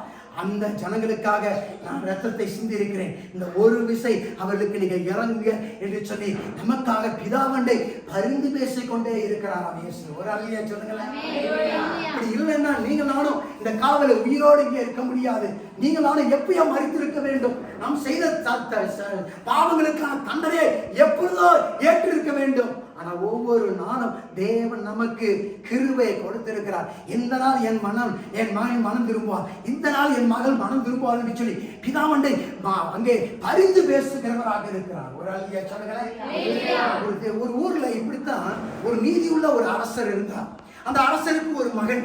அந்த அரசர் எப்பொழுதுமே நீதியானவர், தவறே செய்யாதவர். ஆனா அந்த குடிமக்கள் மத்தியிலே ஒவ்வொரு ராத்திரியும் ஒரு திருடு களவு போய் கொண்டே இருந்தது. அப்பொழுது அந்த ராஜா சொன்னார், எவனை பிடிக்கிறீர்களோ அவனை அந்த ஊரில் நடுவுல கொண்டு வந்து சட்டை இல்லாமல் அந்த தொழுவரத்தில் கட்டி 100 அடிகள் அடிக்க வேண்டும் என்று கட்டளை போட்டிருந்தார். அந்த நாட்டில் குற்றங்கள் கொஞ்சம் கொஞ்சமாக குறைக்கப்பட்டது. ஆனால் ஒரு குறிப்பிட்ட இடத்துல மட்டும் தவறு தொடர்ந்து நடந்து கொண்டே இருந்தது. ராத்திரியில் மக்கள் முழித்துக் கொண்டு அந்த நபரை பிடிப்பதற்காக அங்க வருகிறார்கள். அந்த நபர் திருடுபடியாக அங்கே கடந்து செல்லும் போது மக்கள் ஒரு சாக்குல அவனை மூடி கொண்டு வந்து என்ன பண்றாங்க, அந்த அந்த மைதானத்துல வந்து கட்டி போடுகிறார்கள். காலையில வந்து ராஜா வருகிறார். அந்த சாக்குல இருக்கிற நபர் யார் என்று ஓபன் பண்ணி பார்க்கும்போது அது வேற யாரும் இல்ல, அந்த ராஜாவுடைய ஒரே ஒரு மகன். அவன் அந்த குற்றத்தை செய்கிறவனாக இருக்கிறான். ராஜா எல்லா மக்களும் சொன்னாங்க, ராஜா உங்க குடும்பத்துக்கு மாத்திரம் அது கிடையாது, எங்களை எல்லாருக்கும் அந்த தண்டனையை எடுத்துக் கொள்கிறோம், உங்களுக்கு கிடையாது. ஆனா ராஜா நீதி உள்ளவர். அவர் சொன்னாரு, என் பிள்ளையா இருந்தாலும் சரி அவனை சட்டை கலட்டி 100 அடி போடுங்கள். உடனே போர்ச்சவர்கள் தயங்கினார்கள். நீங்கள் அடிக்கவில்லை என்றால் நான் அடிப்பேன் என்று சொல்லுகிறார். இப்ப போர்ச்சவர்கள் என்ன செய்கிறார்கள், அடியை அடித்துக் கொண்டிருக்கிறார்கள். நான் 40வது அடி, 41வது அடி, 49வது அடி, 50வது அடி அடித்த உடனே அந்த மகன் சொல்கிறார், நிறுத்துங்கள் என்று சொல்லுகிறார். உடனே அந்த போர்ச்சவர்கள் நிறுத்திவிட்டு அப்படி பார்க்கிறார்கள். அங்கே இருக்கக்கூடிய ராஜாவை பார்த்து சொல்லுகிறான் அந்த மகன், ராஜா ராஜா நீங்கள் எனக்கு ராஜாவாக இருக்கலாம், ஆனால் எனக்கு அப்பாவாக நீங்கள் இருக்கிறீர்கள். ஒரு அல்லையா சொல்லுங்களேன். சொல்லுங்களேன். இப்ப நான் உங்களுடைய நீங்க எனக்கு ராஜாவாக அல்ல, என்னுடைய அப்பாவாக, உங்கள் மகனாக உன்னிடம் ஒன்றை நான் கேட்க விரும்புகிறேன். நான் சிறுவனாக இருக்கும் போது என்னிடமும் நீங்கள் ஒரு வாக்கை கொடுத்தது ஞாபகம் இருக்கிறதா?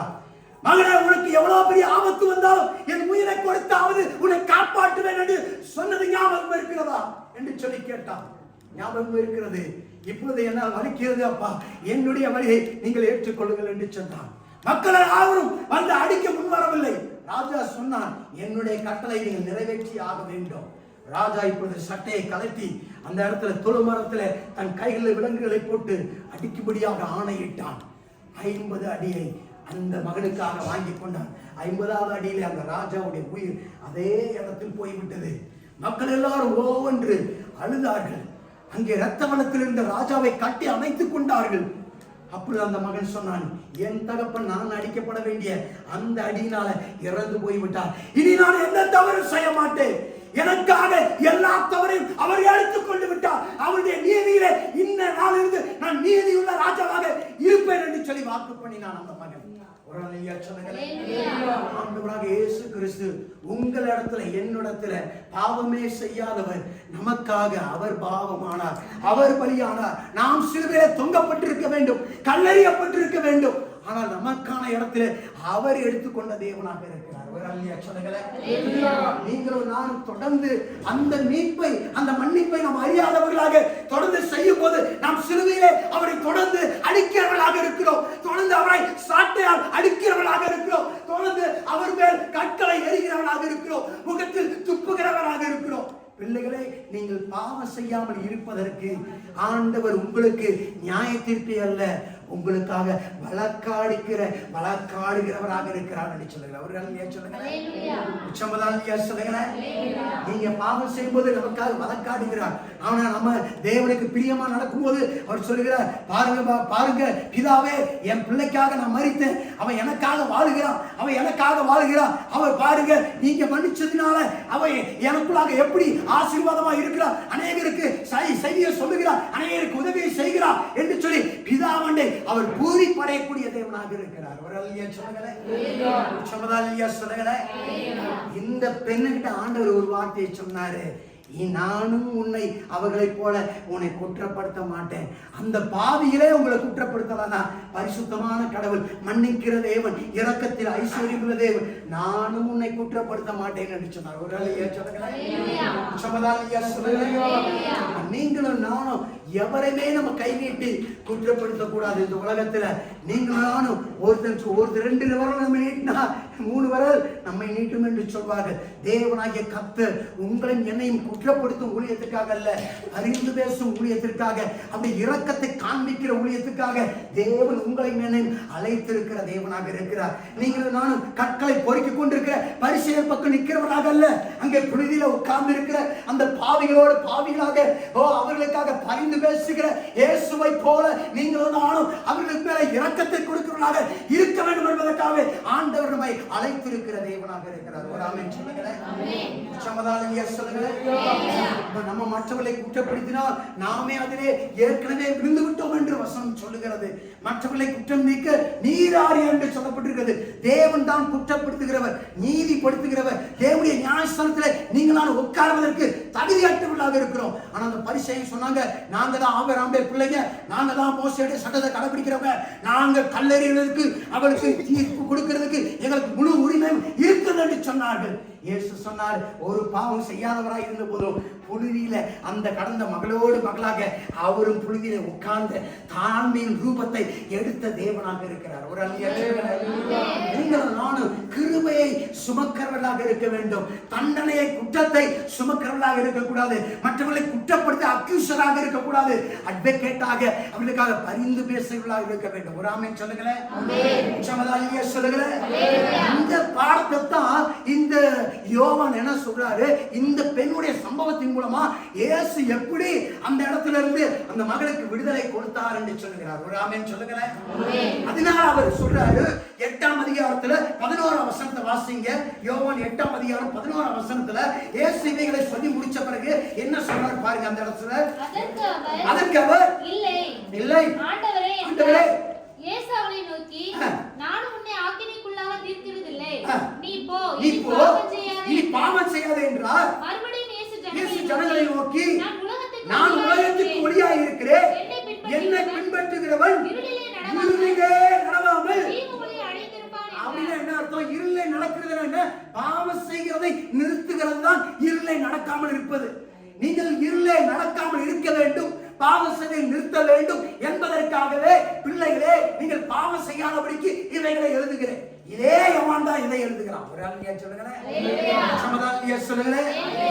ஆண்டவருடைய கிருபை, ஆண்டவருடைய இரக்கம், ஆண்டவருடைய மன்னிப்பு, அவருடைய ரட்சிப்பு தான் நம்மை பாவம் செய்யாதபடி தடுக்கிற ஒரு காரியமா இருக்கிறது அல்லாமல் இன்னொருத்தரை குற்றப்படுத்துகிறது, இன்னொருத்தரை காயப்படுத்துகிறது, இன்னொருத்தரை எப்பொழுது குறை சொல்லிக் கொண்டிருக்கிறது, பொருளை சொல்வது, இவைகள் அந்த மனிதனை திருத்தி விடாது. ஒரு ஆமென் சொல்லுங்களேன். அல்லேலூயா. வெளிப்படுத்துதல்ல பிசாசுக்கு இன்னொரு பேர் குற்றப்படுத்துகிறவன். உங்களை என்னையும் பிதாவண்டை ஓயாமல் குற்றப்படுத்துகிறானா? யோபு குறித்து பிதாவண்டை வந்து சொன்னான். யோபு யாரு? உத்தமன், சன்மார்க்கன், நீதிமான், கர்த்தருக்கு பயப்படுகிறவன். அப்படிப்பட்டவரையே பிசாசு வந்து குற்றப்படுத்தினானா? ஒரு அல்லையா சொல்லுங்களேன். ஆண்டவர் பார்த்தாரு, ஏப்பா அவன்கிட்ட இருக்கிறதுனால என்னை ஆராதிக்கிறான்னு நினைக்கிறியா? அப்படி கிடையாது, அவன் உண்மையிலேயே என் மேல் நம்பிக்கை உள்ளவன். ஒரு அல்லையா சொல்லுங்களேன். சும்மா சொல்லாதீங்க. அவனை சுத்தியில வேறு மேல அடைச்சிருக்கிறீங்க, பாதுகாப்பு போட்டு இருக்கிறீங்க, அதனால அவன் உண்மை ஆராதிக்கிறான். எல்லாத்தையும் எடுத்துக்கோ, எதை வேணாலும் செய். என் பிள்ளை எப்படி என் மேல வச்சிருக்கான் நம்பிக்கைகளை நான் நல்லா அறிந்திருக்கிறேன் என்பதை அவர் அறிந்து சொன்னார். ஒரு அல்லையா சொல்லுங்களேன்.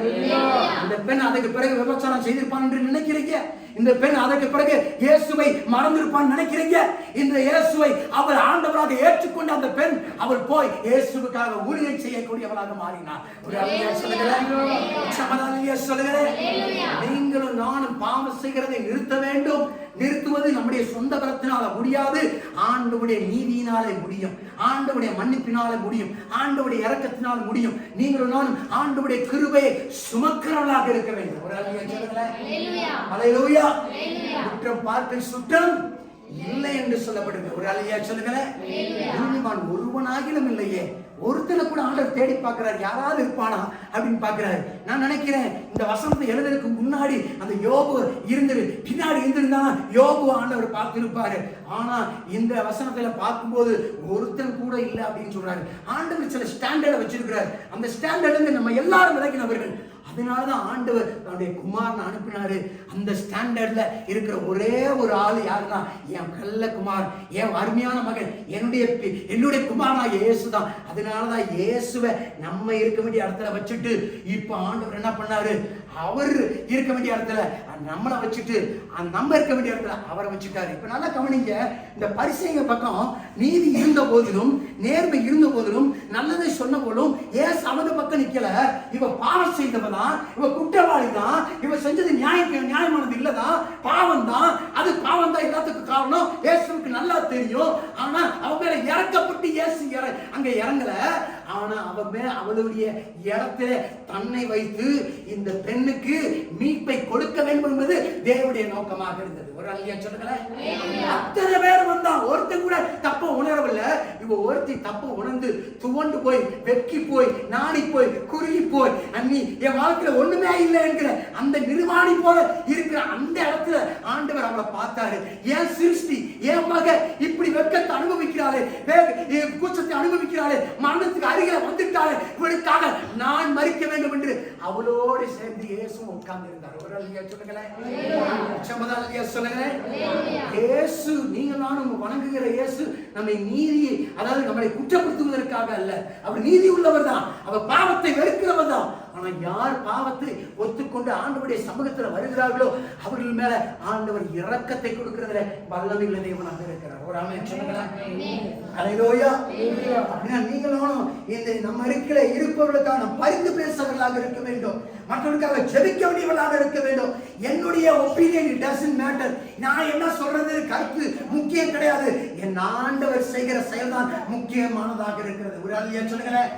மோசே சொன்னது நீதியாக இருக்கலாம், அவனுடைய கருத்து நீதியாக நேர்மையாக இருக்கலாம், அது முக்கியம் அல்ல. என்ன இயேசு என்ன செய்கிறாரோ அதுதான் முக்கியமுள்ளதாக இருக்கிறது. ஒரு அல்லையா சொல்லுங்களேன். இயேசு சிலுவையில தொங்கும்போது பிதாவை இவர்களுக்கு மன்னியும் தாங்கள் செய்கிறது இன்னதென்று அறியாத இருக்கிறார்கள். அவர்கள் தெரிஞ்சேதான் இயேசுவை கொன்னாங்க. ஆனா இயேசுதான் தேவனுடைய குமாரன் என்பதை அறியாதவர்களாக கொண்டாங்க. அதனாலதான் இயேசு சொன்னாரு, இவங்க யாரை கொல்றாங்கன்னு அவங்க தெரியாம கொல்றாங்க ஆண்டவரே. அவங்க உண்மையிலேயே நான் தான் தேவகுமாரன் தெரிஞ்சுதான் நிச்சயமா அவங்க கொலை செய்ய மாட்டாங்க. இயேசு அவர்களுக்காக பிதாவண்டை பரிந்து பேசினவராக இருந்தார். ஒரு ஆள் சொல்லுங்களேன். ஒவ்வொரு நாளும் உங்களுக்காக எனக்காக ஒரு வக்கீல் இருக்கிறார்னா, பரிந்து பேசுறவர் இருக்கிறார்னா, பாதுகாக்கிறவர் இருக்கிறார்னா, உங்க மேல இரக்கத்தை கொடுக்கிறவர் இருக்கிறார்னா, அவர் தான் என் ஆண்டவராக இயேசுவாக இருக்கிறார். எப்பொழுதெல்லாம் மக்கள் உங்களை புழுதியில் போடுகிறார்களோ, எப்பொழுதெல்லாம் உங்களுக்கு எதிராக கற்களை பொறுக்கினவர்களாக வருகிறார்களோ, எப்பொழுதெல்லாம் உங்களை அழிக்கும்படியாக சாத்தான் வருகிறாரோ, அப்பொழுதெல்லாம் நீங்கள் போக வேண்டிய ஒரு இடம் இருக்குமானால் அதுதான் தேவன் இருக்கக்கூடிய அந்த புழுதியான இடமாக இருக்கிறது, அந்த தாழ்மையான இடமாக இருக்கிறது. இயேசு தாழ்மை ரூபமாக புழுதியில மண்ணோடு மண்ணாக உட்கார்ந்து இருந்தார். அவர் தான் எழுந்து நின்றிருக்க வேண்டியவர், அவர் தான் நீதி செய்திருக்க வேண்டியவர், அவர் தான் கல்லை எறியக்கூடிய தகுதி உள்ளவர். ஆனாலும் கூட அந்த புழுதியிலே தன்னை தானே தாழ்த்தினவராக பாவியோடு பாவியாக தானும் உட்கார்ந்து அவளுக்காக ஒரு கேள்வியை கேட்டார். உங்களில் பாவம் இல்லாதவர் முதலாவது கல்லை எறியட்டும். அவருக்கு தெரியும் எவனு கல்லெறிய மாட்டான். அவருக்கு தெரியும் எல்லாரும் தப்பு செஞ்சவங்க, எல்லாரும் பலமுறை இதே தவறை செய்தவங்க. ஏன் அந்த மனுஷன் மட்டும் இல்ல, அங்க நின்றவர்கள் கூட அநேகர் இவ்வளவு தவறு செய்தவர்களாக கூட இருந்திருக்கும் என்று ஒரு வேத வல்லுநர் சொல்லுகிறார். ஒரு அல்லையா சொல்லுங்களேன், தேவனாகிய கர்த்தர் நம்முடைய குற்றத்தை அல்ல நம்மையே அதிகம் அக்கறை உள்ளவராக இருக்கிறார். நீ எவ்வளவுதான் தவறு செஞ்சிருக்கலாம், என் ஆண்டவரண்டை வருவாயனால் அவர் உன்னோடு கூட இருந்து உனக்கு மீட்பை கொடுக்கிறதில்ல, அந்த கிருபையை கொடுக்கிறதில்ல, அவர் வல்லமை உள்ளவராக இருக்கிறார். காரணம் என்ன தெரியுமா? நீ பாவத்திலே தொடர்ந்து வாழும்படியாக ஆண்டவர் உன்னை அழைக்கவில்லை. பாவம் செய்த நிறுத்திட்டு தேவனுடைய வழியிலே நீ நடக்க வேண்டும் என்பதுதான் அவருடைய நோக்கமாக இருக்கிறது. ஒரு ஆமென் சொல்லுங்களேன். அதுதான் நம்மை பாவம் செய்து தடுக்கிறது. என்னை எவ்வளவு பெரிய புலிகளிலிருந்து தூக்கி இருக்கிறார், எவ்வளவு பெரிய அழிவிலிருந்து தூக்கி இருக்கிறார். நான் செத்து போயிருந்திருக்க வேண்டும், இனி நான் என் விபச்சாரத்திலே தொடர வேண்டுமா என்று சொல்லி அந்த பெண் தன்னுடைய விபச்சார வாழ்க்கை எப்படி நிறுத்தினாலோ அதே போலதான் ஆண்டவர் நம்முடைய வாழ்க்கையிலும் நம்முடைய பாவத்திலிருந்து நம்மை மீட்டெடுக்க வேண்டும் என்பதற்காக நம்முடைய அழிவிலிருந்து ஒரு உயிர் வீழ்ச்சியை கொடுத்த வல்லமையுள்ள தேவனாக இருக்கிறார். ஒரு ஆமென் சொல்லுகிறேன். பாவமே இல்லாதவர், ஒரு பாவமும் இல்லாதவர், எல்லாருடைய பாவங்களுக்காக தண்டனை தன்மேல் எடுத்துக்கொண்ட தேவனாக இருக்கிறார். ஒரு சொல்லுகிறேன். அநேக சபைகள்ல நான் பேசும்போது நான் ஒரு கேள்வியை கேட்கிறது உண்டு. ஆண்டவர் இயேசு உங்களுடைய நேத்தே பாவத்தை மன்னிச்சுட்டாரு, இன்னைக்கு பாவத்தை மன்னிச்சுட்டாரு, நாளைக்கு நாளை ஒரு நாள் அடுத்த நாள் அடுத்த வருஷம் ஏன் நீங்க சாகிறதுக்குள்ள செய்ய போற அத்தனை பாவத்தையும் மன்னிப்பாரு சொன்னா நம்புகிறவர்கள் கொஞ்சம் பேராகத்தான் இருக்கிறார்கள். தேவனுடைய பிள்ளையை அவர் சொல்ல உலகத்தின் உங்களுடைய பாவத்தை மாத்திரமல்ல சகல உலகத்தின் பாவத்தையும் நீக்கக்கூடியவர் என்று சொல்லியிருக்கிறார். ஒரு நாள் சொல்லுங்களேன். 1 யோவான் 2ஆம் அதிகாரம் 2ஆம் வசனத்தை திருப்பி வாசிங்க. திருப்பி ஒரு முறை வாசித்து நம்ம ஜெபம் பண்ணி முடிக்கலாம். எடுத்தவர்கள் வாசிப்போம். 1 யோவான் 2ஆம் அதிகாரம் 2ஆம் வசனத்தை திருப்பி வாசிங்க. நம்முடைய பாவங்களை நிவர்த்தி செய்கிற கிருபாதார பலி அவரே, நம்முடைய பாவங்களை மாத்திரமல்ல சர்வலோகத்தின் பாவங்களையும் நிவர்த்தி செய்கிற பலியாய் இருக்கிறார். பாருங்க, உங்க பாவத்தை மட்டும் இல்ல, என் பாவத்தை மட்டும் இல்ல, சர்வலோகத்தின் எல்லாருடைய பாவத்தையும் நீக்கக்கூடிய கிருபாதார பலி அவராகத்தான் இருக்கிறார். ஒரு ஆமென் சொல்லுங்க. அந்த விபச்சாரிக்கு மட்டும் இல்ல, கள்ளத்துக்கு இருந்தவனுக்கு மட்டும் இல்ல, உங்களையும் என்னுடைய பாவத்தையும் அவர்தான் நீக்கக்கூடிய கிருபாதார பலியாக இருக்கிறார். ஒரு சொல்லுங்களேன். ஒருவேளை அவரை ஏத்துக்கலாம்னு வச்சுக்கோங்களேன், நம்ம பாவத்துக்கான தண்டனை கண்டிப்பாக பரலோகத்திலே உண்டு. அங்கே ஆண்டவரிடம் அங்கே மரணத்தை தான் நாம் நரகத்துக்கு தண்டனைக்கு உரியவர்கள் தான், நாம் கல்லறி உரியவர்கள் தான். இயேசு இல்லை என்றார். ஒரு ஆள் சொல்லுங்களேன். இயேசுவை யாரெல்லாம் பிடித்துக் கொள்கிறார்களோ அவர்கள் எல்லாம் அவர் நீக்கிற தேவனாக இருக்கிறார். ஒரு ஆமென் சொல்லுங்களேன். விபச்சாரி இயேசுவண்டே வந்ததினால மீட்கப்பட்டவளாக இருந்தான். எல்லாரும் முன்பதாக மரியாதை இல்லாதவளாக இருந்தாலும், அங்கே புழுதியிலே தள்ளப்பட்டவளாக இருந்தாலும் ஆண்டவராகிய தேவன் அவளையும் தன் மகளாக பார்த்தார். ஒரு அல்லையா சொல்லுகிறேன்.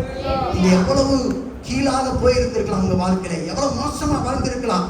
அது இந்த காலங்கள்ல ஆண்டவர் உங்கள் மேல கற்களை போடும்படியாக அல்ல, இனி பாவம் செய்யாதே போ என்கிற அவருடைய கிருபை கொடுப்பதற்காக உங்களை இந்த இடத்துக்கு கொண்டு வந்த வல்லமையில தேவனாக இருக்கிறார். உங்கள் அருகில் தான் ஆண்டவர் இயேசு காண்படியாக விரும்புகிறார். நீதிமான்களை அல்ல, பாவிகளை மீட்கவே கிறிஸ்து இயேசு உலகத்துக்கு வந்தார். ஒரு அல்லையா சொல்லுகிறேன். நீங்கள் பாவம் செய்வது தேவனுடைய பிரியம் அல்ல, பாவத்திலே தொடர்ந்து இருப்பது தேவனுடைய பிரியம் அல்ல, பாவம் செய்வதை நிறுத்துவது தேவனுக்கு பிரியமாய் இருக்கிறது. இயேசு சொன்னாரு, இனி பாவம் செய்யாதே போ, இனிமேல் நீ பாவம் செய்யாதே. அதுதான் அவருக்கு ஒரு நம்பிக்கையை கொடுத்தது. அவள் இயேசுடைய கிருபையை இரக்கத்தை புரிந்து கொண்டவளாக திரும்பி போனாள். ஒரு ஆள் சொல்லுங்களேன். அவளை பார்த்தவர்கள் எப்படி பார்த்திருப்பார்கள்? இயேசுனால அவள் காப்பாற்றப்பட்டாப்பா, இயேசு இல்லைன்னா அன்னைக்கு அவ செத்து போயிருக்கணும்பா. இயேசு அவளை பார்த்ததிலிருந்து அவ வாழ்க்கையில இப்படிப்பட்ட ஜீவியம் கொஞ்சம் கூட இல்லை என்று அநேகர் அங்கே சாட்சி கொடுத்திருப்பார்கள். வேதத்துல பார்க்கும்போது அந்த விபச்சாரத்தில் பிடிக்கப்பட்டவள் என்று சொல்கிறார். இயேசு எங்கெல்லாம் போனாரோ அங்கெல்லாம் போன பெண்களில் இவ்வளவு ஒருத்தியாக மாறினாள். ஒரு அல்லையா சொல்லுங்களேன். இயேசுவுக்கு சேவை செய்த பெண்களில் இவ்வளவு ஒரு பெண்ணாக மாறினாள். காரணம், இயேசுடைய கிருபை அவளை அப்படியாக மாற்றிவிட்டது.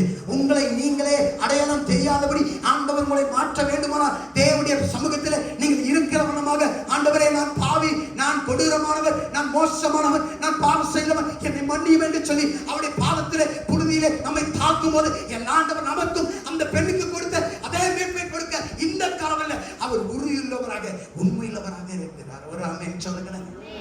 அவர் நம்முடைய இடத்தை எடுத்துக்கொள்ள விரும்புகிறார். நீ உன் இடத்துல நீ இருக்காத, உன் இடத்தை எனக்கு கொடுத்துரு, என் இடத்தை நீ எடுத்துக்கொண்டு சொல்றாரு. ஒரு ஆள் சொல்லுங்களேன். அந்த ராஜா தன் மகனுடைய இடத்தை எடுத்துக்கொண்டது போல பிதாவாக தேவன் தன்னுடைய குமாரனாகிய இயேசுவை உங்களையும் என்னையும் அவர் சிலுவையிலே அனுப்புவதற்காக அல்ல, நரகத்துக்கு அனுப்புவதற்காக அல்ல, தன் குமாரனை சிலுவைக்கு அனுப்பி உங்களையும் என்னையும் அவருடைய சிம்மாசனத்துக்கு வரும்படியாக அழைப்பை கொடுப்பதற்காகத்தான் ஆண்டவர் தன்னுடைய குமாரனை ஒப்பு கொடுத்தார். ஒரு அல்லையா சொல்லுங்களேன். தன் சொந்த குமாரன் என்று பாராமல் அவரையே நமக்காக கொடுத்தவர் மற்ற எல்லாவற்றையும் கொடுக்காது இருப்பது எப்படி? ஒரு ஆள் சொல்லுங்களேன்.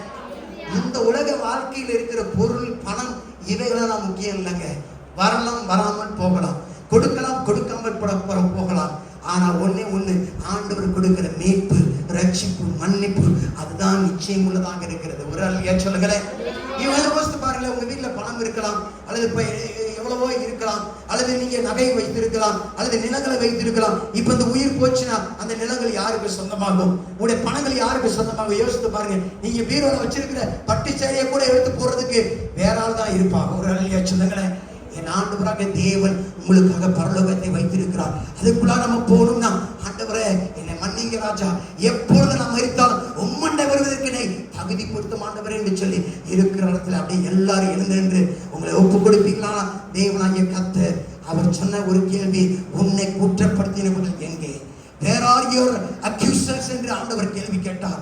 மற்றவர்களை குற்றப்படுத்தி பேசுகிற அநேகரை போல நீங்களும் நானும் இருக்க முடியாத அழைக்கவில்லை. தேவனாகிய கர்த்தர் அநேகரை கல்லறியக்கூடிய அந்த பரிசைகளை போல கற்களால் நம்முடைய கைகளை நிரப்ப முடியாத ஆண்டவர் நம்மை அழைக்கவில்லை.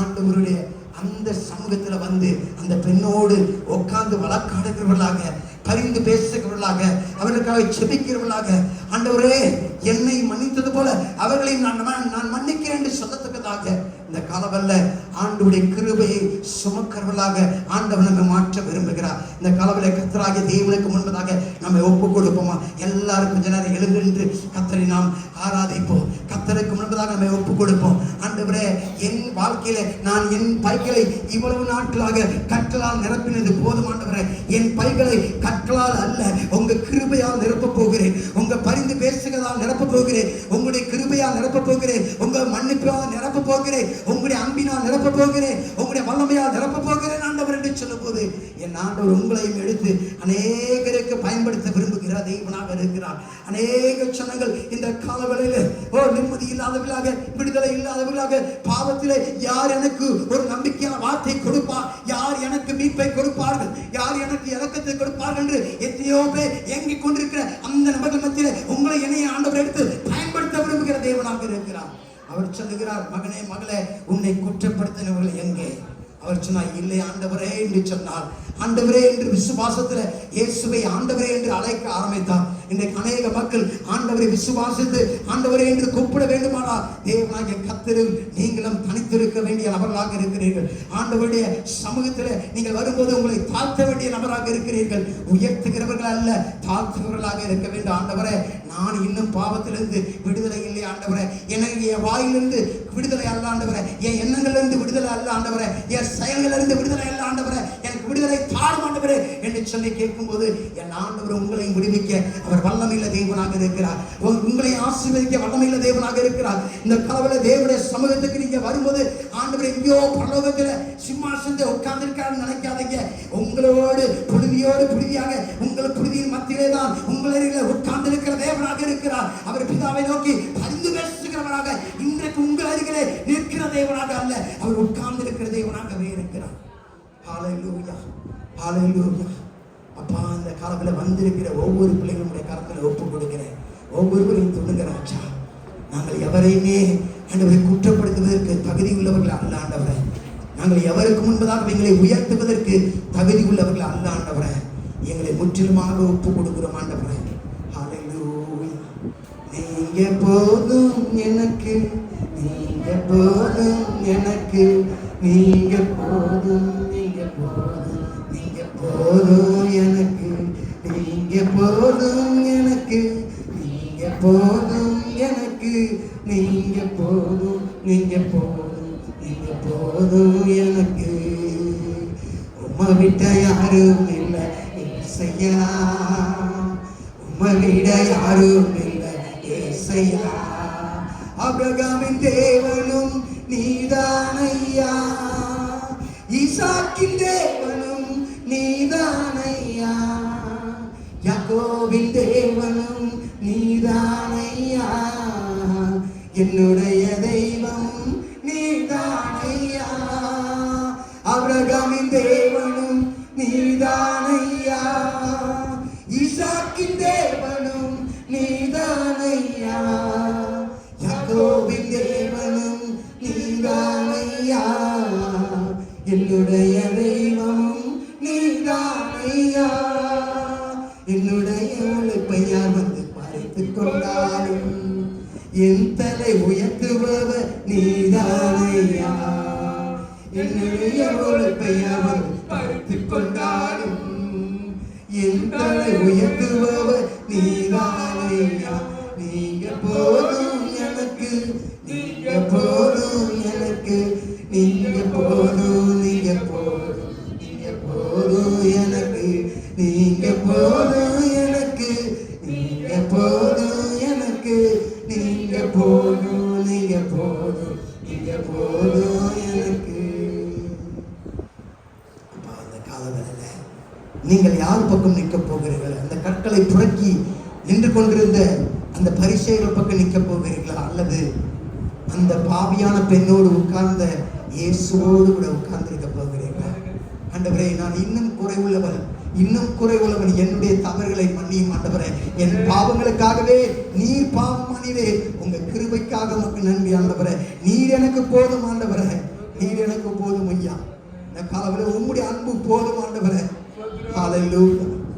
மதம் சரி என்று சொல்வது கூட தவறாகத்தான் இருக்கிறது. ஆனால் இயேசு தரக்கூடிய கிருபையோ அது சரியுள்ளதாக இருக்கிறது. அது இரக்கம், அது மாறாததாக இருக்கிறது. அப்படி மாறாத கிருபை போதுமானதாக இருக்கிறது.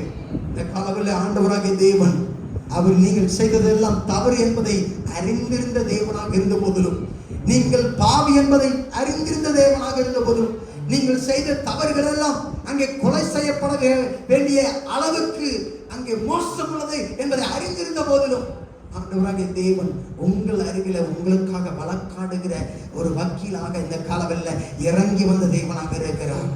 அவர் சொல்லுகிறார், மகளே, இனி பாவம் செய்யாதே போ என்று சொல்லுகிற தேவனாக இருக்கிறார். உன்னை விடுதலை செய்கிற தேவனாக இருக்கிறார். உன் கட்டுகளிலிருந்து விடுதலையாகி போ என்று சொல்லுகிற தேவனாக இருக்கிறார். பிசாசுடைய கரங்களிலிருந்து உன்னை விடுவிக்கிற தேவனாக இருக்கிறார். பாவத்தின் கரங்களிலிருந்து உன்னை விடுதலை செய்கிற தேவனாக இருக்கிறார். உன்னுடைய நோயின் கரங்களிலிருந்து உன்னை விடுதலை செய்கிற தேவனாக இருக்கிறார். உன் தரித்திரத்தின் கரத்திலிருந்து தேவன் உன்னை விடுதலை செய்கிற தேவனாக இருக்கிறார். ஹல்லேலூயா. பொல்லாத மனிதனுடைய கரத்திலிருந்து உன்னை விடுதலை செய்கிற தேவனாக இருக்கிறார். குமாரன் விடுதலையாக்கினால் மெய்யாகவே விடுதலையாக்கப்படுவீர்கள். இந்த காலவில் நீங்கள் பாவம் செய்யாதபடிக்கு உங்களை தடுக்கக்கூடியது எது தெரியுமா? நியாயப்பிரமாணம் அல்ல, தேவனுடைய இரக்கமாக இருக்கிறது. தேவனுடைய இரக்கத்தை சுமக்கிற மனிதன் அங்கு மற்றவர்களை நியாயம் இருக்க மாட்டான். அவர்களுக்காக பரிந்து பேசுகிறவனாக இருப்பான், கண்ணீர் வடிக்கிறவனாக இருப்பான். அந்த கண்ணீர் வடிக்கிற ஜெபமே அந்த மனிதனை மாற்றக்கூடியதாக இருக்கிறது. இந்த காலவில் ஆண்டவரே, என்னுடைய வாழ்க்கையை மாற்றுங்க ராஜா, என்னுடைய சூழ்நிலைகளை மாற்றுங்க ராஜா. நீங்க எங்க பக்கம் இல்லைன்னா நாங்க என்னைக்கும் அழிந்து போயிருப்போம் ஆண்டவரே. நான் நிற்பதும் நிர்மூலமாக இருப்பதும் உங்க சுத்த கிருபை தான் ஆண்டவரே. ஐயா, எங்களுக்காக நீர் பாவமானீரே ஆண்டவரே. ஒரு பாவம் கூட செய்யாதவர் நான் சிலுவைக்கு போயிருக்க வேண்டிய இடத்துல நீர் எனக்காக சிலுவைக்கு போய் ஆணிகளால் கடாவப்பட்டீரே ஆண்டவரே, துன்பப்பட்டீரே ஆண்டவரே, முள்முடிகளால் அடிக்கப்பட்டீரே ஆண்டவரே. ஓ, எங்களுக்காகவே நீர் மரணத்தை சந்தித்தீரே ஆண்டவரே. எங்களுக்காகவே நீர் நரகத்துக்குள்ளாக சென்றவராயிருந்தீரே ஆண்டவரே. ஹல்லேலூயா. நாங்கள் சென்றிருக்க வேண்டிய இடத்துக்கெல்லாம் நீர் சென்றீர் ஆண்டவரே. எங்க இடத்தை நீங்க எடுத்துக்கொண்ட மகாபிரபு நீர் தான் ஆண்டவரே. உங்களை போல அன்பான தகப்பன் இந்த உலகத்துல யாருமே இல்லை ஆண்டவரே. ஹல்லேலூயா. இதுவரை நிற்பதும் இனிமேல் நிலைப்பதும் எல்லாமே உங்க கிருபைதா. இதுவரை நிற்பதும் இனிமேல் நிலைப்பதும் எல்லாமே உங்க கிருபைதா. பெருமை பாராட்டிட ஒன்றுமில்லையே, தாங்கி நடத்துவது உங்க கிருபையே. பெருமை பாராட்டிட ஒன்றுமில்லையே, தாங்கி நடத்துவது உங்க கிருபையே. நன்றி சொல்லி துதி பாடி மனதார துறகிறோம். நீங்க இல்லாம வாழ முடியாதையா, உங்க கிருபை இல்லாம வாழ தெரியாதையா. நீங்க இல்லாம வாழ முடியாதையா, உங்க கிருபை இல்லாம வாழ தெரியாதையா. இயேசுவே என் எஜமானரே, இயேசுவே என் துணையா.